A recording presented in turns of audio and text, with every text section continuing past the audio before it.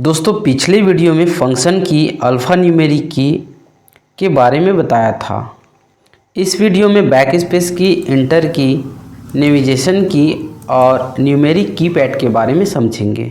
अगर आप मेरा पिछला वीडियो नहीं देखे हो और आप कीबोर्ड की पूरी जानकारी चाहते हो तो उसका लिंक डिस्क्रिप्शन में मिल जाएगा, आप वहां से देख सकते हो। तो चलिए दोस्तों, बिना देरी करते हुए इस वीडियो को शुरू करते हैं।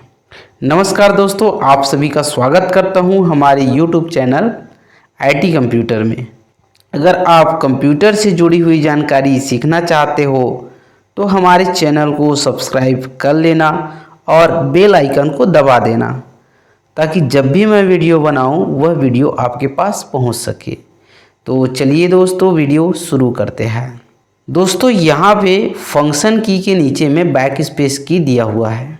बैक स्पेस की सहायता से अक्षर को डिलीट किया जाता है। जैसे कि यहाँ पे कुछ लेटर टाइप किया गया है, अगर मैं बैक स्पेस की दबाता हूँ तो वह डिलीट होता जाता है। यानी अगर कुछ गलत टाइप करते हो तो उसको सुधार सकते हो।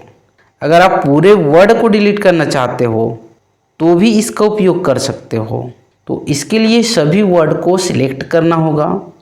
सिलेक्ट करने के लिए कीबोर्ड से Ctrl+A की दबाते हैं, फिर बैक स्पेस की को दबाते हैं।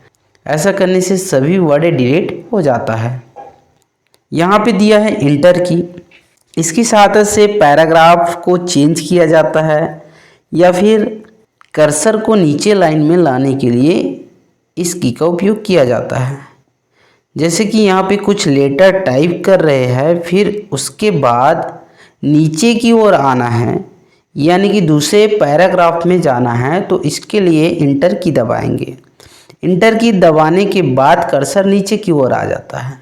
अगर फिर से लाइन चेंज करना है, फिर से दूसरे लाइन में जाना है, तो फिर इंटर की दबाएंगे तो फिर से नीचे की ओर आ जाएगा। तो इस तरीके से पैराग्राफ चेंज कर सकते हैं और दूसरे लाइन में आ सकते हैं। जब हम कोई फॉर्म फिल करते हैं तो उसको सबमिट करने के लिए भी इंटर की का उपयोग किया जाता है। अगर आप हमारे पिछले वीडियो को नहीं देखे हो तो उसका लिंक मैं डिस्क्रिप्शन में डाल दिया हूँ, आप वहाँ से क्लिक करके देख सकते हो। तो चलिए आगे बढ़ते हैं। इस की सहायता से माउस के राइट बटन के फंक्शन को लाया जाता है। जैसे कि हम डेस्कटॉप में माउस के राइट बटन को क्लिक करते हैं तो व्यू, शार्ट बाय और रिफ्रेश का फंक्शन ओपन होता है। इन्हीं फंक्शन को लाने के लिए इस की का उपयोग किया जाता है। यहाँ पे प्रिंट स्क्रीन की, स्क्रॉल की और पॉज ब्रेक की दिया हुआ है। ये प्रिंट स्क्रीन की है। कंप्यूटर स्क्रीन की इमेज लेने के लिए इस बटन का उपयोग किया जाता है। जैसे कि यहाँ पर प्रिंट स्क्रीन बटन को दबाते हैं तो पूरे कंप्यूटर स्क्रीन का इमेज बन जाता है। तो उसे लाने के लिए कीबोर्ड से Ctrl+V बटन दबाते हैं। ऐसा करने से कंप्यूटर स्क्रीन का इमेज आ जाता है इस तरीके से। इसको स्क्रॉल लॉक की कहते हैं। स्क्रॉल लॉक बटन का उपयोग स्क्रॉल बार को बंद करने के लिए किया जाता है। इसको जैसे ही दबाते हैं तो यहाँ पे एक इंडिकेटर लाइट दिया रहता है, वह इंडिकेटर लाइट ऑन हो जाता है। यहाँ पे पॉज ब्रेक की दिया हुआ है, इसका उपयोग पॉज करने के लिए किया जाता है। इसको नेविगेशन की कहा जाता है। नेविगेशन की में आपको insert, home, and, page up, page down और डिलीट बटन और इसके अलावा एरो की भी दिखाई देता है। तो सबसे पहले हम इंसर्ट बटन को समझते हैं। इंसर्ट का इस्तेमाल इंसर्ट मोड को ऑन तथा ऑफ करने के लिए किया जाता है। ये होम की है, इसका इस्तेमाल कर्सर को शुरुआत में लाने के लिए किया जाता है। जैसा कि कर्सर यहाँ पर है, जब हम होम बटन को दबाते हैं तो कर्सर लाइन के शुरुआत में आ जाता है। अगर हम कोई भी PDF फाइल को पढ़ रहे हैं और पढ़ते पढ़ते तीसरे से चौथे पेज में चले जाते हैं और फिर से फर्स्ट पेज में अगर आना है तो होम बटन का ही उपयोग करते हैं। होम बटन को दबाने से पहले पेज में चले जाएंगे। होम बटन के नीचे में एंड बटन दिया है, यह होम बटन का उल्टा काम करते हैं। जैसे कि होम बटन को दबाने से फर्स्ट पेज में चले जाते हैं, ठीक उसी प्रकार से फिर एंड बटन को दबाने से फिर से वही स्थान पर आ जाते हैं जहां से हम होम बटन में गए थे। जैसे कि होम बटन दबाने से कर्सर लाइन के शुरुआत में चला जाता है, ठीक उसी प्रकार एंड बटन दबाने से कर्सर लाइन के आखिरी में चला जाता है।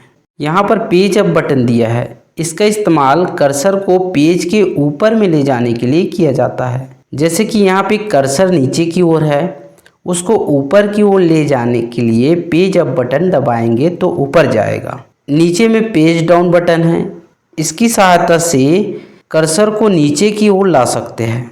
जैसे कि यहाँ पे कर्सर ऊपर है, उसको नीचे की ओर लाना है तो कीबोर्ड से पेज डाउन बटन को दबाऊंगा।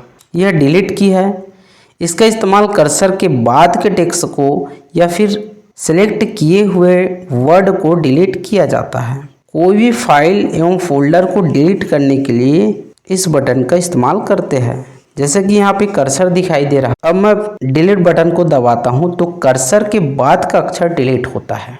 अगर आप इन सभी वर्ड को डिलीट करना चाहते हो तो इसको सेलेक्ट करके डिलीट बटन दबाने से डिलीट हो जाएगा। इस बटन की सहायता से फोल्डर या फाइल को भी डिलीट कर सकते हैं।